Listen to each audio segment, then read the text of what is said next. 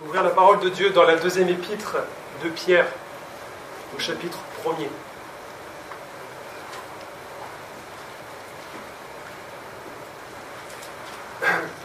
De Pierre, chapitre 1er.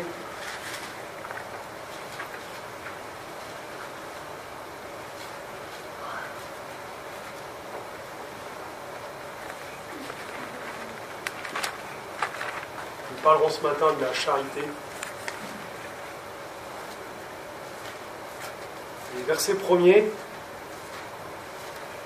Simon-Pierre, serviteur et apôtre de Jésus-Christ, à ceux qui ont reçu en partage une foi du même prix que la nôtre par la justice de notre Dieu et du Sauveur Jésus-Christ. Que la grâce et la paix vous soient multipliées par la connaissance de Dieu et de Jésus notre Seigneur. Sa divine puissance nous a donné tout ce qui contribue à la vie et à la piété, au moyen de la connaissance de celui qui nous a appelés par sa propre gloire et par sa vertu. Celle-ci nous assure de sa part les plus grandes et les plus précieuses promesses, afin que par elles vous deveniez participants de la nature divine, en fuyant la corruption qui existe dans le monde par la convoitise. À cause de cela même, faites tous vos efforts pour joindre à votre foi la vertu, à la vertu la connaissance, à la connaissance la maîtrise de soi, à la maîtrise de soi la patience, à la patience la piété, à la piété l'amitié fraternelle, l'amour fraternel, à l'amour fraternel la charité. Car si ces choses sont en vous et y sont avec abondance, elles ne vous laisseront point oisifs, ni stériles pour la connaissance de notre Seigneur Jésus-Christ. Mais celui en qui ces choses ne sont point est aveugle. Il ne voit pas de loin, et il a mis en oubli la purification de ses anciens péchés. C'est pourquoi, frères, appliquez-vous d'autant plus à affermir votre vocation et votre élection, car en faisant cela, vous ne broncherez jamais. C'est ainsi en effet que l'entrée dans le royaume éternel de notre Seigneur et Sauveur Jésus-Christ vous sera largement accordée. Amen. Alors nous l'aborderons au cours de cette méditation, mais la charité, nous en avons la définition dans 1 Corinthiens, chapitre 13. Le Seigneur a mis sur mon cœur pour nous ce matin ce passage de l'épître de Pierre, et notamment ces versets qui se trouvent au verset 5 à 7, avec cette liste de vertus chrétiennes. Ces vertus qui sont au nombre de 7, excepté la foi, puisque l'apôtre Pierre commence par dire « à votre foi ajoutez ceci », etc. Donc, 7 vertus qui nous rappellent forcément ce chiffre 7, la perfection de Dieu. Et je crois que on peut dire que ces vertus étaient les vertus et sont les vertus que Jésus possède.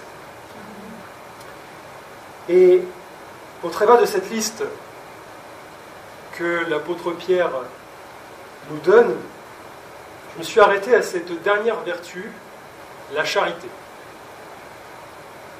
C'est comme un édifice, c'est comme quelque chose que l'on ajoute, que l'on emboîte. Quand on lit ces versets, il y avait comme un empilement de choses, de ces vertus. Et tout en haut de cette liste, j'ai envie de dire, qui se trouve en réalité tout en bas, c'est la charité. Et m'arrêtant sur la charité et méditant sur ce que ce mot peut nous instruire dans la parole de Dieu, je crois que, avec l'aide de la parole de Dieu, nous pouvons dire que la charité est une voie par excellence. La charité, c'est une très vive affection. C'est quelque chose qui va au-delà même du sentiment, j'ai envie de dire, de l'émotion. Parce que dans la parole de Dieu, vous avez cette distinction qui est faite avec le mot charité. Ce n'est pas la même étymologie. Je n'ai pas envie de rentrer dans les détails ce matin là-dessus, mais ce n'est pas le mot grec eros, au sens de l'amour comme on pourrait nous le concevoir, c'est-à-dire le sentiment. Le fait d'avoir quelque chose, un sentiment envers une autre personne ou pour un quelconque autre objet. Et là, il est question de vive affection. La charité, c'est quelque chose qui nous anime, c'est quelque chose qui brûle en nous, j'ai envie de dire. On pourrait remplacer ce terme de charité par action de grâce. Parce que justement, le mot grec de charité renvoie à la grâce. Il renvoie à l'affection. Quand un nouveau converti se trouve plongé dans la grâce de Dieu, sans savoir comment, je crois qu'il peut dire, il reçoit cette vive affection. Nous avons tous reçu cette vive affection. Déjà pour Dieu. Et puis, cette vive affection, au-delà de Dieu, elle s'est répandue aussi auprès de nos frères, auprès de nos sœurs. Et encore au-delà de nos frères, de nos sœurs, elle s'étend encore plus auprès des âmes perdues. C'est donc, j'ai envie de dire, la charité, c'est comme l'image d'un feu qui, une fois allumé, se répand, s'étend, grossit, grandit, pour brûler et consumer tout ce qu'il y a autour de lui. À chaque fois que j'entends le mot charité,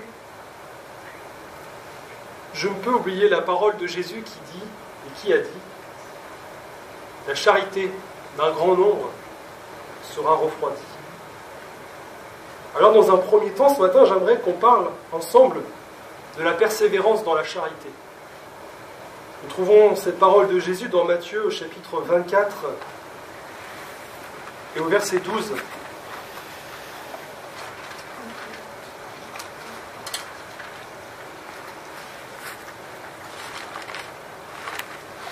Matthieu 24, verset 12, Jésus nous dit, et parce que l'iniquité se sera accrue, l'amour du plus grand nombre, la charité, se refroidira. Remplaçons dans le contexte les paroles de Jésus. Nous nous trouvons dans cette semaine dite la semaine sainte, encore une fois, les jours qui précèdent la crucifixion de Jésus. Et Jésus se retrouve sur le mont des Oliviers avec ses disciples. Et Jésus dresse un portrait de ce qui va arriver pour Jérusalem, mais de ce qui va arriver aussi dans la fin des temps. Et nous retrouvons, là encore, j'ai listé pour nous, dans les premiers versets de ce chapitre 24, Jésus parlera de la séduction des disciples par de faux Christ, par des personnes qui vont se faire appeler Christ, mais qui ne le seront pas. Jésus parle de bruit de guerre, de famine, de tremblement de terre. Jésus parle de persécution, il parle de faux prophètes, et nous l'avons lu, il parle de l'accroissement de l'iniquité, c'est-à-dire de l'accroissement du péché. N'est-ce pas là, frères et sœurs, un triste tableau de notre réalité? N'avons-nous pas devant nos yeux des personnes qui connaissent la guerre? N'avons-nous pas des personnes qui souffrent de la faim? N'entendons-nous pas des bruits de guerre, des tremblements de terre qui se passent dans le monde entier, une accumulation, une accélération de ces choses? Nous savons que l'Église est persécutée, nous savons qu'il existe malheureusement de faux prophètes, et nous savons que le péché s'accroît de plus en plus. Et Jésus terminera dans cette description de la fin des temps par dire la charité d'un grand nombre se refroidira. Je crois que parfois nous avons une mauvaise image de cette parole de Jésus. Parfois on va avoir peut-être tendance à rapprocher cette parole en disant il n'y aura plus beaucoup de croyants. Mais il n'est pas question ici de croyants, il est question ici de charité, d'amour. C'est-à-dire que quand Jésus reviendra, il y aura beaucoup de croyants sur terre. Beaucoup croient en Dieu. Mais là, Jésus soulève la question de la charité. Voilà pourquoi, nous savons, dans la parole de Dieu, il est dit aussi que beaucoup frapperont à la porte et diront « Seigneur, Seigneur, nous avons prophétisé en ton nom », etc., etc. Et Jésus dira « Je ne vous ai jamais connu ». Preuve en est que des croyants se retrouveront malheureusement en dehors du royaume de Dieu. Est-ce que, frères et sœurs, vous croyez au diable? Si on croit en Dieu, on croit forcément qu'il existe aussi. Mais j'ai envie de vous dire, c'est pas parce qu'on croit au diable qu'on le sert. Donc, croire en Dieu ne suffit pas. Il il faut aussi servir Dieu. J'ai fait ce parallèle volontairement pour montrer que finalement, ce n'est pas une question de croyance, ce n'est pas une question que de foi, le salut. Il y aura donc, dans la fin des temps, une perte d'affection pour Dieu. C'est ça, la charité. Si la charité se refroidit, ça veut dire qu'il y aura une affection pour Dieu qui se perdra. C'est comme ce feu qui s'éteindra petit à petit. Beaucoup, finalement, auront les regards sur ce qui ne va pas. Beaucoup regarderont sur ces choses qui arriveront et qui arrivent déjà. Et je crois que malheureusement, beaucoup de chrétiens regardent à ces choses et au travers de cela, vous le savez, la charité, cette affection pour Dieu va peut-être se perdre, se refroidir, parce que justement nous aurons devant les yeux des choses qui sont de la perdition, j'ai envie de vous dire. Il faut plutôt, frères et sœurs, avoir ce regard vers Jésus, ce regard vers la promesse que Jésus revient, et ne jamais oublier que Jésus revient, mais qu'il revient bientôt. Que Jésus est à la porte. Et quand nous voyons tout ce qui se passe aujourd'hui, bien sûr les médias nous permettent d'avoir une écoute, une oreille sur tout ce qui se passe autour de nous. Parfois, j'ai entendu des spécialistes dire mais ils ne comprennent pas, ils ne savent pas pourquoi est-ce que dans tel endroit sur Terre une guerre n'éclate pas, pourquoi est-ce qu'il n'y a pas telle chose qui se fait. Ils ont l'impression comme s'il y a quelque chose, quelqu'un qui retient ces événements, et parce que ce n'est pas encore le temps de Dieu. Mais le Seigneur sait quand est-ce qu'il revient. Et je crois que nous, en tant que chrétiens, nous devons être attentifs, ne pas chercher forcément à savoir quel est le jour du retour du Seigneur, mais qu'il faut être attentif et croire que Jésus revient très, très bientôt. Alors Jésus ne laisse pas cette parole en disant la charité se refroidira et point. Non. Au verset 13, il poursuit, mais celui qui persévérera jusqu'à la fin sera sauvé. J'aime dans la parole de Dieu quand il y a ce petit mot, le mais. Parce que là, vous basculez. Là, quand on lit ce mot mais, c'est-à-dire qu'il y a un changement. Il y a ce que Dieu a décidé. C'est quand Jésus il a dit aussi, vous avez entendu, on vous a dit que, mais moi je vous dis que. Vous avez ce changement, vous avez ce basculement vers quelque chose que le Seigneur nous dit, c'est la vérité. Autrement dit, ici, celui ou celle qui fera tous les efforts pour demeurer dans la charité, non seulement évitera tous ses pièges et ses dérives, mais il sera sauvé. Et quand je lisais cette parole de Jésus, ça m'a fait tout de suite rappeler l'épître de Pierre qui dit « Faites tous vos efforts pour ajouter à votre foi la vertu, la science, la tempérance, etc. »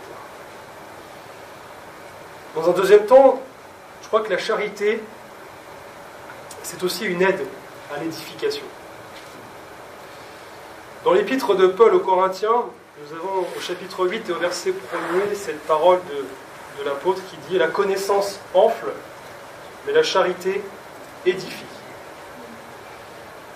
Il n'y a pas, frères et sœurs, une opposition entre la connaissance et la charité. Quand ici l'apôtre parle de connaissance, j'ai envie de vous dire, il parle de savoir, il parle des choses que l'on peut apprendre. Ce n'est pas seulement la connaissance de Jésus, savoir de connaître Jésus, c'est ici cette accumulation de savoir. Et bien sûr, connaître, c'est découvrir quelque chose et s'en souvenir. La connaissance, c'est quelque chose qui, donc, je comprends l'apôtre Paul qui écrit qu'elle enfle, qu'elle grandit, qu'elle gonfle, et donc cette connaissance, elle peut s'amplifier. Nous pouvons tous, dans tout domaine, acquérir de la connaissance. Et je crois qu'on peut dire que chacun en particulier, nous avons une certaine connaissance de la parole de Dieu. Cela dépend de notre lecture, cela dépend de notre communion avec le Seigneur, de notre vie de prière avec lui lorsque nous lisons la parole de Dieu. Et quand je méditais sur ces choses, ça m'a fait penser quelque part à, parfois quand j'étais avec les jeunes à Pont-au-Mer, on s'amusait à poser des questions à l'autre, entre guillemets à titiller pour voir jusqu'où la connaissance de l'autre était, et puis inversement on me questionnait aussi, donc vous avez un peu cet entretien qui se faisait, ce questionnaire, et puis j'ai retenu qu'à la fin, souvent, on était fiers parce qu'on savait quelque chose que l'autre ne savait pas. Et je crois que ça peut être aussi un danger, quand la connaissance enfle. Je crois que cette connaissance peut faire ressortir de nous, par contre, de l'orgueil. Moi je sais, toi tu sais pas. Et est-ce que la connaissance pour autant est mauvaise? Non, bien sûr que non. Lisons la parole de Dieu, apprenons ce qui est écrit dans la parole de Dieu, parce que c'est au travers de ces choses que nous pourrons aussi nous défendre face à nos accusateurs, face à quelqu'un qui dirait « mais pourquoi tu crois en Dieu ?» Et là vous ressortez des versets, et là le Saint-Esprit vous aide en disant « tu te rappelles, tu as lu tel verset, tu as lu tel chapitre. Quand vous passez un temps d'épreuve, un temps difficile, vous vous rappelez des psaumes, vous vous rappelez d'un verset. Quand vous avez des moments de joie aussi, vous avez ces versets de la parole qui reviennent. Ça, c'est la connaissance, frères et sœurs. Mais j'ai envie de vous dire, il ne faut pas faire de cette connaissance une épée, quelque chose qui viendrait tuer l'autre, quelque chose qui viendrait finalement plutôt nous défendre. La charité, elle, on retrouve ce mot « mais », la connaissance enfle, mais la charité édifie. Je crois qu'il y a cette comparaison que le Saint-Esprit nous donne entre la connaissance et la charité pour dire que la connaissance est bonne, mais la charité est utile. La charité, elle permet, donc si elle édifie, c'est-à-dire qu'elle nous permet de nous élever. Elle permet finalement l'agrandissement de notre âme, et pas son gonflement que la connaissance nous donne. Une élévation nous amène toujours à être plus près du ciel, et finalement à être plus près du Seigneur. Voilà pourquoi je dis que la connaissance est une chose bonne, mais la charité est une chose utile. Je crois qu'il y a finalement deux forces qui s'exercent au travers de la connaissance et de la charité. La connaissance, elle est utile parce qu'elle vient nous enraciner dans la parole de Dieu. Elle nous aide finalement à avoir ce fondement qui est Jésus. Et elle nous aide à vraiment affermir notre fondation en Jésus. Et la charité, elle exerce une force contraire ou opposée, qui est l'élévation. Sauf que sans connaissance, sans fondation, sans fondement, cette élévation chancelle, cette élévation peut même se détruire, tomber.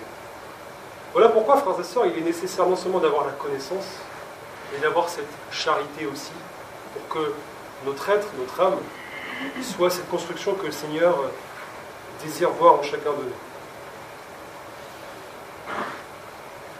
Lorsque l'apôtre Paul parle des dons spirituels, il termine dans son chapitre 12 à la première lettre des Corinthiens par dire « Je vais vous montrer une voie par excellence ». C'est tout de même... moi, ça m'interpelle à chaque fois, parce que quand je relis ces passages, on parle quand même de la Sainte Seine, au chapitre 11, on parle des dons spirituels au chapitre 12, et je crois qu'en tant que pentecôtiste, on est attaché à ces choses, à la révélation et à la manifestation des dons spirituels, lorsque nous sommes assemblés dans le nom de Jésus. Et là, vous avez l'apôtre Paul qui, par le Saint-Esprit, vous dit « Mais ces choses c'est bien, elles sont bonnes, mais je vais vous montrer encore une voie par excellence, quelque chose de meilleur. » Et c'est là où vient ce chapitre 13, qui est le chapitre où nous retrouvons la définition de la charité. Et dans un troisième temps, j'ai envie de vous dire, la charité est tout. Ce qui doit être avant toute chose, ce n'est pas l'action, ce n'est pas ce que nous faisons, ce n'est pas le service que l'on pourrait rendre au Seigneur. La première chose que le Seigneur veut trouver en nous, c'est un cœur. La consécration, aux yeux des hommes, c'est de faire. Mais la consécration aux yeux de Dieu, c'est d'être. C'est d'avoir un cœur comme le cœur de Dieu. Voilà pourquoi David était aimé aussi du Seigneur, parce qu'il avait un cœur comme Dieu. C'est là aussi on peut voir la grâce du Seigneur, parce qu'il est tout de même sous la loi, et sous la loi il commet un péché qui méritait la mort, mais la grâce de Dieu, la miséricorde de Dieu fait que il sera tout de même pardonné. Donc frères et sœurs, ce ne sont pas, j'ai envie de dire, les apparences qui doit animer nos actions. C'est l'inverse. C'est ce que nous avons dans le cœur pour le Seigneur qui doit animer nos actions. Dans Romains 12, verset 9, il est dit que votre charité soit sans hypocrisie. Il ne peut y avoir de faux semblants devant Dieu. Le Seigneur lit dans nos cœurs comme dans un livre ouvert. Le Seigneur passe au-dessus de notre religiosité. Les hommes peuvent voir, ou ils peuvent même montrer ce qu'ils veulent, ils peuvent faire croire certaines choses par les apparences, mais Dieu, il regarde au cœur. Et Dieu, il sait ce qu'il y a dans le cœur. Alors je ferai aussi une petite parenthèse. Beaucoup aujourd'hui disent que parce que Dieu ne regarde pas aux apparences, mais au cœur, on peut se permettre de certaines choses. Frères et sœurs, il y a toujours cette bienséance qu'il faut avoir dans l'Église. Il y a toujours un accoutrement aussi, je crois, qui doit refléter aussi ce que nous sommes, des enfants de Dieu. Nous ne pouvons pas nous permettre de nous habiller n'importe comment, nous ne pouvons pas nous permettre de dire n'importe quoi. Voilà pourquoi c'est facile de dire Seigneur, regarde au cœur et pas aux apparences. En gros, j'aime Dieu, donc Seigneur me pardonne. C'est pas comme ça que ça fonctionne. Mais ici, il est question vraiment du service pour Dieu, de savoir que notre cœur appartient à Dieu et qu'au travers de cette appartenance, nous voulons faire sa volonté et nous voulons bien sûr que le Seigneur soit glorifié. Beaucoup aujourd'hui, vous allez avoir de faux prophètes, finalement, des mercenaires. Des gens qui vont annoncer Christ, qui vont annoncer Jésus, mais qui le font non pas pour de bonnes intentions, mais qui le font pour leur propre intérêt. Et moi, ça me trouble toujours. Aujourd'hui encore, honnêtement, je ne comprends pas, je ne saisis pas pleinement la parole de Dieu sur cela. Quand l'apôtre Paul dit que certains prêchent Christ pour de mauvaises intentions, il dit, mais peu importe, du moment que Christ est annoncé et prêché. Moi, je ne comprends pas cette parole. Que le Seigneur me fasse grâce pour la comprendre un jour. Mais l'apôtre Paul dit au fait, finalement, bon, peu importe, Christ est prêché. Mais vous avez quand même des personnes qui vont se croire saintes parce qu'elles prêchent Christ. Mais tout dépend de l'intention dans laquelle elles prêchent Christ. Et aujourd'hui, vous le savez, vous avez des prédicateurs qui sont de faux prophètes, des mercenaires, c'est-à-dire qui font ces choses pour l'argent. Moi, je suis toujours choqué d'entendre même des pasteurs discuter peut-être de leur salaire, etc., que le salaire est une condition pour venir dans une église ou autre. Je ne comprends pas, sachant que l'évangile nous a été donné gratuitement, mais on voit bien dans le cœur quel est l'intérêt de ces personnes-là. Et je pense qu'aussi, en tant que chrétien, il faut qu'on se pose devant ces choses et qu'on puisse aussi nous sonder nous-mêmes et être vrai devant Dieu. Est-ce que nous aussi, nous avons construit une certaine religion avec le Seigneur, nous basant finalement sur des apparences, nous basant sur des actions? Et est-ce que notre cœur est réellement pour Dieu? Est-ce que notre cœur appartient entièrement au Seigneur et est-ce que nous sommes animés de cette charité, de cet amour, de cette affection pour Dieu? Lorsque nous nous retrouvons devant de telles situations, c'est-à-dire des faux prophètes ou des mercenaires, le Seigneur nous a donné un moyen de nous défendre contre ces choses, c'est le discernement. C'est-à-dire que par le Saint-Esprit, le Seigneur va nous révéler, va nous montrer si nous sommes en face à un prédicateur qui prêche toute la parole de Dieu, et vous savez aujourd'hui malheureusement que beaucoup peut-être délaissent toute la parole de Dieu, que finalement ce n'est pas question de prêcher Christ, de prêcher la Bible, mais de prêcher toute la parole de Dieu, de ne rien recacher.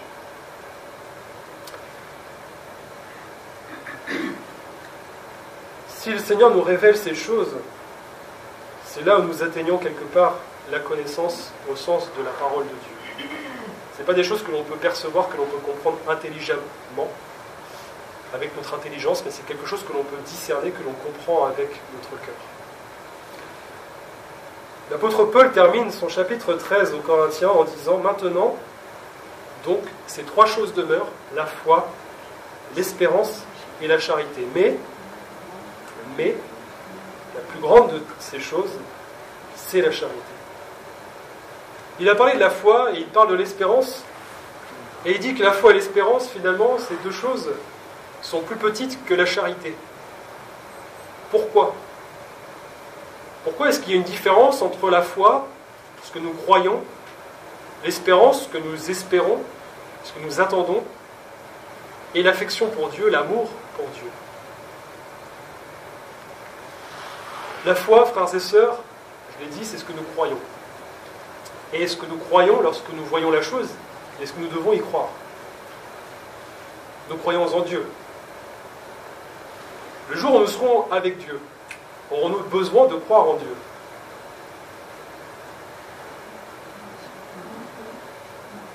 J'ai pas besoin de croire en vous, je vous vois. Si on me dit telle personne existe, je vous vois, donc oui. J'ai pas besoin de foi. L'espérance, c'est quoi? L'espérance du ciel. Quand nous serons dans le ciel avec Jésus, est-ce que nous aurons besoin d'espérer? On n'aura plus besoin d'espérer. Mais la charité, l'amour de Dieu, elle continuera. L'amour, elle ne périra pas. À aucun moment, l'amour disparaîtra. Pourquoi? Parce que l'amour, c'est la nature de Dieu. Et donc l'apôtre Paul nous dit que oui, la foi et l'espérance, ce sont des choses qui sont évidemment nécessaires et utiles. Ici-bas, on ne peut pas s'approcher de Dieu ou croire en Dieu si nous ne croyons pas en lui, si nous ne croyons pas qu'il existe. La parole de Dieu nous le dit aussi dans Hébreux. L'espérance, on ne peut pas espérer au ciel si nous n'avons pas encore vu le ciel, justement. Nous ne voyons pas ces choses arriver, donc c'est comme cette promesse que nous attendons. Et l'espérance, c'est pour ici-bas. Enfin, je veux dire, ici-bas, c'est pour là-haut, mais ici-bas, sur terre, on vit de cette espérance. La charité, elle existe ici-bas et elle existera encore dans le ciel. Nous serons pour l'éternité dans l'amour de Dieu. Alors je comprends l'apôtre Paul qui dit, mais voilà cette voie par excellence. Et qui dit que lorsque je parlerai toutes les langues des hommes, même celles du ciel, si je n'ai pas la charité, je suis un airain, c'est-à-dire une cymbale, je suis un airain qui résonne, une cymbale qui retentit, mais je ne sers à rien, je ne suis rien. Je comprends pourquoi l'apôtre Paul dit, mais si je n'ai pas la charité, ça sert à quoi d'espérer dans le ciel si je n'aime pas Dieu? Vous voulez vivre avec quelqu'un que vous n'aimez pas? Là, c'est une vraie question. Ça pose vraiment une vraie question. Est-ce que je peux vivre avec quelqu'un que je n'aime pas? Si vous n'aimez pas votre frère ou votre sœur, votre mari et votre femme, vous aurez du mal à vivre avec cette personne-là pour l'éternité.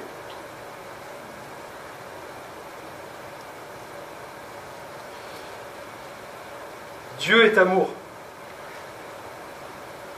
Jésus est Dieu, donc Jésus est amour. L'apôtre Jean dira dans sa première épître au chapitre 4 et au verset 7, je crois qu'on va même le lire ensemble parce que nous avons quelques versets, que chacun ait à l'esprit ces versets. 1 Jean chapitre 4, verset 7.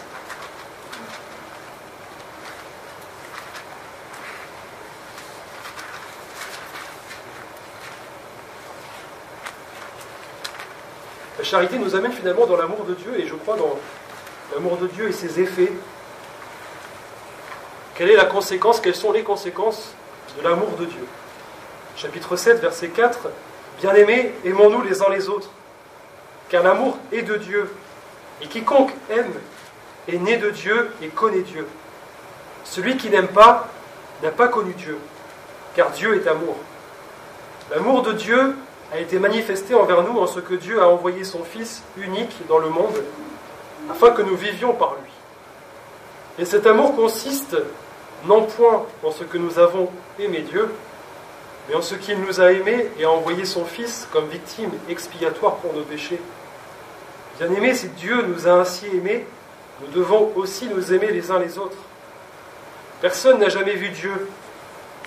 Si nous nous aimons les uns les autres, Dieu demeure en nous, et son amour est parfait en nous. Nous connaissons que nous demeurons en lui et qu'il demeure en nous parce qu'il nous a donné de son esprit. Et nous avons vu et nous attestons que le Père a envoyé le Fils comme sauveur du monde. Celui qui déclarera publiquement que Jésus est le Fils de Dieu, Dieu demeure en lui et lui en Dieu. Et nous avons connu l'amour que Dieu a pour nous et nous y avons cru, la foi. Dieu est amour. Et celui qui demeure dans l'amour demeure en Dieu, et Dieu demeure en lui. tel il est, tel nous sommes aussi dans ce monde. C'est en cela que l'amour est parfait en nous, afin que nous ayons de l'assurance au jour du jugement. La crainte n'est pas dans l'amour, mais l'amour parfait bannit la crainte. Car la crainte suppose un châtiment, et celui qui craint n'est pas parfait dans l'amour. Pour nous, nous l'aimons parce qu'il nous a aimés le premier. Si quelqu'un dit « j'aime Dieu » et qu'il haïsse son frère, c'est un menteur. Car celui qui n'aime pas son frère qu'il voit, comment peut-il aimer Dieu qu'il ne voit pas? Et nous avons de lui ce commandement que celui qui aime Dieu, Dieu aime aussi son frère. Pardon, celui qui aime Dieu, Dieu aime aussi son frère. Frères et sœurs, c'est important, c'est la parole de Dieu. Je veux dire, c'est très important ce qui est écrit. Je vais revenir sur ce que je viens de dire justement, sur le fait que si on n'aime pas son frère, sa sœur, et je tiens à rappeler que son mari ou sa femme fait aussi partie de la famille de Dieu, ma femme c'est ma sœur en Christ, vous ne pouvez pas, et vous ne demeurez pas en Dieu. Et si vous ne demeurez pas en Dieu, vous ne pourrez pas demeurer avec lui pour l'éternité.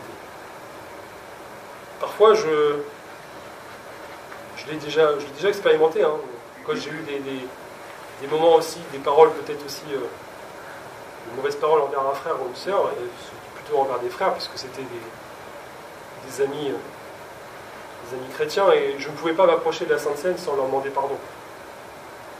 À peine j'avais dit une parole, quelque chose qui, voilà, je sais que ça pouvait le blesser, aussitôt j'avais envoyé un message en disant « écoute, je te demande pardon ». Et voilà, il disait « écoute, non, c'est pas grave, je te pardonne, on passe à autre chose ».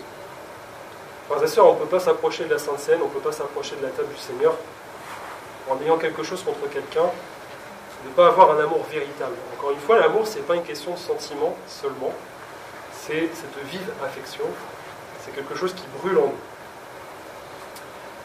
Donc l'apôtre Jean nous dit que l'amour est de Dieu. C'est donc quelque chose qui est spirituel et qui est divin. C'est quelque chose que l'on ne peut pas créer. C'est quelque chose qui vient du ciel et qui descend en nous par le Saint-Esprit. La manifestation de Dieu et de son amour, elle est grande. C'est Jésus. C'est Jésus qui est venu pour nous sauver. C'est Jésus qui est venu pour que nos péchés soient pardonnés. Et nous l'avons lu, nous ne faisons que de répondre à son amour. C'est jamais nous qui aimons d'abord Dieu, c'est d'abord Dieu qui nous aime. C'est Dieu qui nous a aimés le premier. Et ça nous amène aussi dans une humilité. Vous savez, quand tout à l'heure j'ai dit que la connaissance et la charité c'était deux choses différentes et que la connaissance c'était de l'orgueil, la charité ça nous amène dans l'humilité. La charité, l'amour pour Dieu, ça nous amène justement à non pas à nous élever, mais à nous abaisser et à dire mais moi je ne suis rien. Et c'est Dieu qui est tout, c'est la charité qui est manifestée en Jésus qui est tout. Avez-vous déjà pris le temps de méditer sur la transformation de Jean, l'apôtre Jean, entre sa rencontre avec Jésus et l'Apocalypse, puisque c'est lui qui a écrit l'Apocalypse? Jean est quand même appelé le fils du tonnerre au début, avec son frère Jacques. Je crois que quand la Bible parle quand même de deux personnes qui sont les fils du tonnerre, le tonnerre, c'est pas quelque chose de doux, c'est pas quelque chose de calme. Je crois que le Seigneur a voulu montrer quel était le caractère de ce disciple. Et vous le savez, hein, chaque disciple, finalement, j'ai envie de dire, c'est le caractère de l'homme, c'est l'image du caractère de l'homme, mais c'est aussi l'image de l'enseignement aussi spirituel que le Seigneur va nous apporter pour chacun de nous. Et moi, je me suis arrêté quelques instants sur ce que Jean était devenu. Parce que Jean, c'est le fils du tonnerre, mais c'est aussi celui qui est appelé que Jésus aimait, celui dont Jésus aimait. Et c'est ces gens que l'on retrouve sur la poitrine de Jésus au moment de la Pâque, qui a la tête posée sur la poitrine de Jésus et qui est là dans cette affection pour le Seigneur. Et il est dit que Jésus l'aimait aussi. Alors, ça ne veut pas dire que Jésus aimait plus Jean que les autres, parce que je crois que le Seigneur nous aime tous autant que nous sommes. Et je crois qu'il avait juste... Jésus était parfaitement homme et qu'en tant qu'humain, il avait aussi une affection toute particulière pour Jean. Comme nous, ici, on peut avoir une affection particulière pour quelqu'un. Moi, j'aime tous mes frères et sœurs, mais je vais avoir des centres d'intérêt avec un frère, avec une sœur qui vont se retrouver. Voilà. Donc, Ça ne veut pas dire que j'aime pas ou j'aime moins mon frère ou ma sœur qui ne partage pas ses centres d'intérêt, mais comprenez dans ce sens-là, c'est que Jésus aimait Jean parce que voilà, il y avait une affection qui était sans doute, j'ai envie de dire, humaine dans sa perfection. Et Jean, on peut dire que c'est l'apôtre de l'amour en fait. C'est celui qui, dans son évangile, dit « Car Dieu a tant aimé le monde qu'il a donné son Fils unique », Jean 3,16. Vous lisez 1 Jean 3,16, c'est écrit « Nous avons connu l'amour en ce qu'il a donné sa vie pour nous. Nous aussi, nous devons donner notre vie pour les frères. » Finalement, quand on parle de l'amour, de la charité, on ne peut pas se détacher de l'évangile et des épîtres de Jean, parce que c'est là où on trouve finalement la définition même de l'amour de Dieu, les exemples que Dieu peut aussi nous donner de son amour. Frères et sœurs, quand nous entrons sur ce chemin de la charité, il y a une transformation qui se fait. C'est vrai qu'au début, on a un caractère, on a tous un caractère encore aujourd'hui, qui a besoin d'être façonné par le Seigneur. Et finalement, l'amour que l'on peut porter au Seigneur, cet amour de Dieu, non seulement nous avons cet amour pour Dieu, mais Dieu nous donne son amour. Et il permet ce travail quotidien en nous. Parce que la charité, et ça vous l'avez dans 1 Corinthiens chapitre 13, la définition de la charité, et c'est ce que nous retrouvons chez le Seigneur, mais c'est ce que nous devons aussi retrouver en chacun des chrétiens.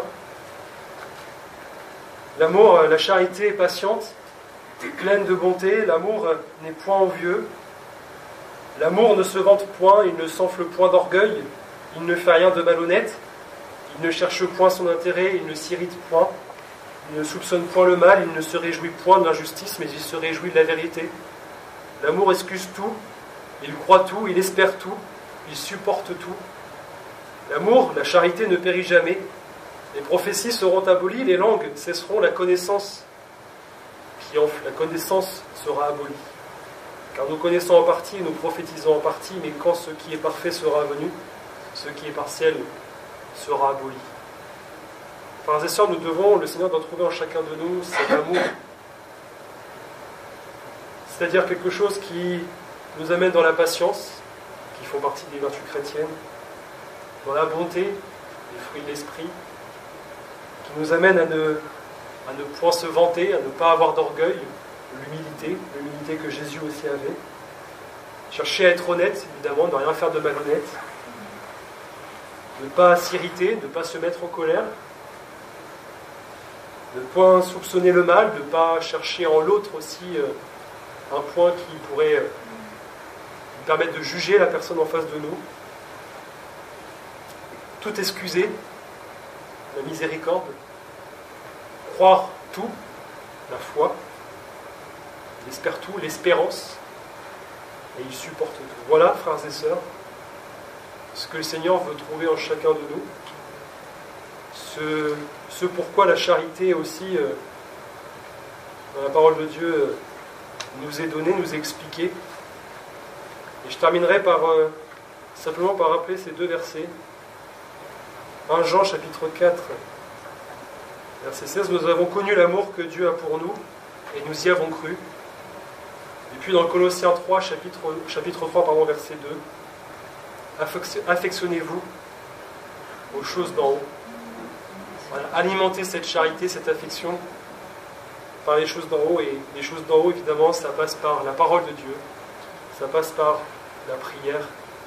Que le Seigneur vous bénisse, que le Seigneur nous bénisse et nous aide à mettre en pratique sa parole.